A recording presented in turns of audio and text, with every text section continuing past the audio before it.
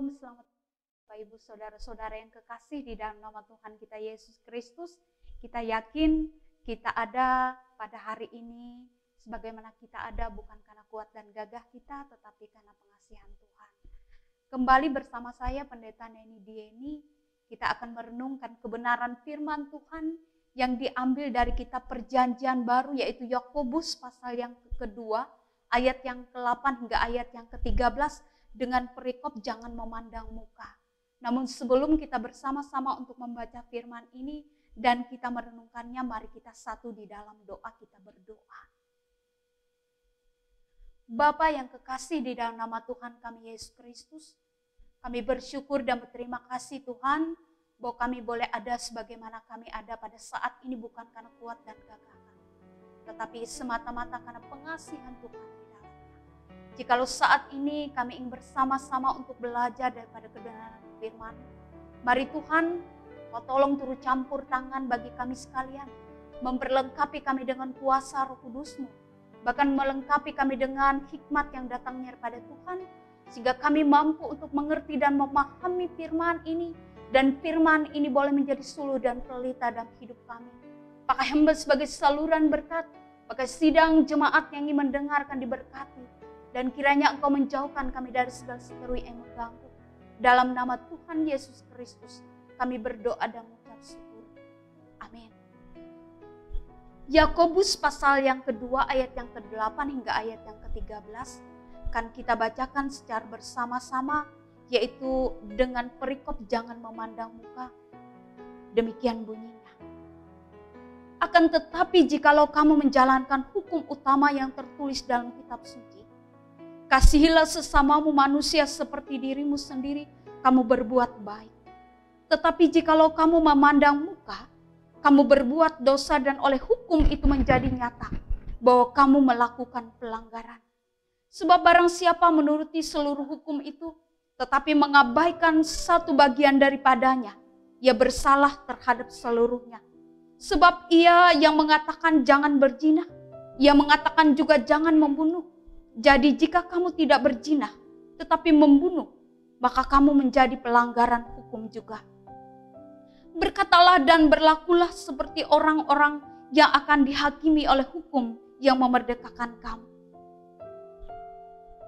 Sebab penghakiman yang tak berbelas kasihan akan berlaku atas orang yang tidak berbelas kasihan, tetapi belas kasihan akan menang atas penghakiman. Demikian firman Tuhan. Shalom. Selamat pagi Bapak Ibu Saudara-saudara kekasih di dalam nama Tuhan kita Yesus Kristus. Kata-kata bijak dia mengatakan, jangan menilai buku hanya dari sampulnya. Kalau kita mendengar kata-kata bijak ini Bapak Ibu, kata-kata ini mengingatkan bagi kita agar kita selalu berhati-hati dalam menilai orang hanya nampak dari luarnya saja. Kata-kata ini berhubungan dengan firman Tuhan yang kita baca dan kita renungkan pada hari ini. Yaitu dengan perikop jangan memandang muka. Dalam nas ini berisi sebuah peringatan yang keras. Kata jangan Bapak Ibu Saudara-saudara. Di dalamnya berarti mau tidak mau, suka tidak suka, harus dilakukan. Jangan memandang muka. Hal ini terjadi pada orang Kristen di era Yakobus Bapak Ibu Saudara-saudara. Jemaat Kristen mengalami perbedaan sosial yang sangat tajam. Perbedaan status sosial, kaya, jabatan, warna kulit.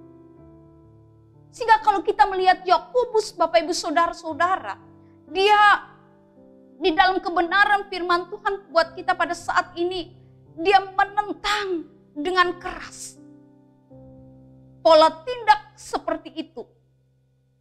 Karena dia mengatakan pola tindak seperti itu tidak sesuai dengan ajaran Tuhan. Di mana kasih yang sejati itu tidak memandang muka. Dia tidak ingin jemaat pada waktu itu terjebak dengan pola memandang muka. karena ada begitu banyak hal yang akan terjadi ketika pola itu berlaku dalam hidup dan kehidupan orang Kristen pada waktu itu. Hal ini akan menimbulkan sakit hati, kekecewaan, jurang pemisah yang dalam hidup dan kehidupan jemaat, yang mungkin nantinya akan menimbulkan perpecahan dalam hidup dan kehidupan jemaat itu sendiri. Oleh karena itu kita melihat Yakobus di sini menjadikan hukum utama sebagai landasan.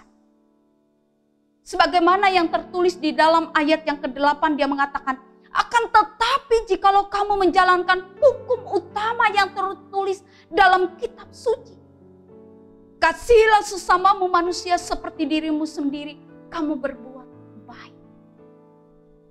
Dia kembali merewin ingatan jemaat pada waktu itu.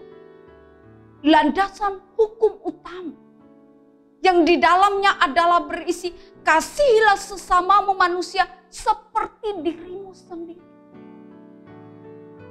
Perlakukan dengan sama rata. Tidak membeda-bedakan. Tidak memandang bulu. Perbuatan kasih kepada sesama. Dan di sini kita melihat, apabila tindakan kasih hanya dengan memandang muka dan tidak adil, itu adalah sebuah pelanggaran dan merupakan perbuatan dosa. Dan ini nyata sekali kita melihat, Yakobus mengatakan itu di dalam ayat yang ke-9. Dan kembali saya akan bacakan demikian dulu. Tetapi jikalau kamu memandang muka, kamu berbuat dosa.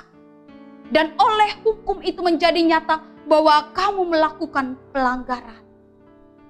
Jika kamu memandang muka, kamu berbuat dosa. Itu yang dikatakan Yakobus. Melewati nasnya bagi kita pada saat ini. Bapak Ibu Saudara-saudara, Yakobus mengingatkan kembali. Sebagai orang yang sudah dimerdekakan dari dosa. Bukan karena kebaikan kita. Tetapi karena kebaikan dan belas kasihan Allah.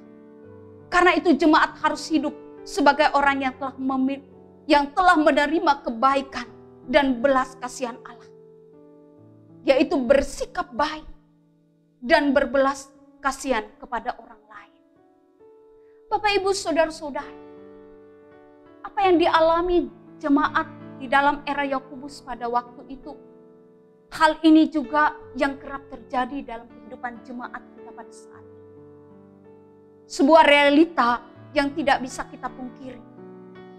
Di mana kecenderungan untuk menilai seseorang dengan memandang muka, warna kulit, status sosial seseorang, pangkat, harta, kedudukan, kecenderungan manusia bersikap seperti ini sangat kuat.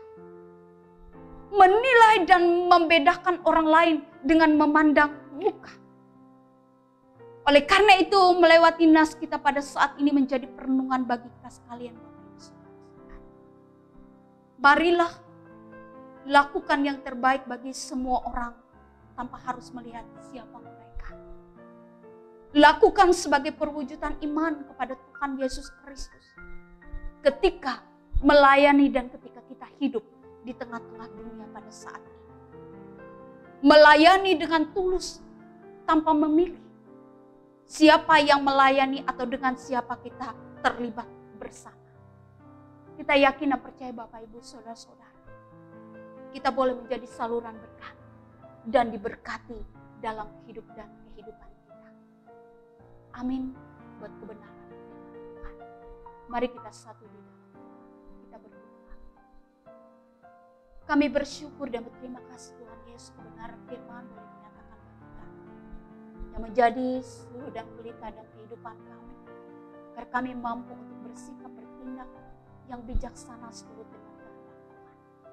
Dalam hidup dan kehidupan kami boleh menjadi saluran berkat dan berkat. Dengan itu Tuhan, kami yakin dan percaya. Kami akan boleh menjadi orang yang berbahagia.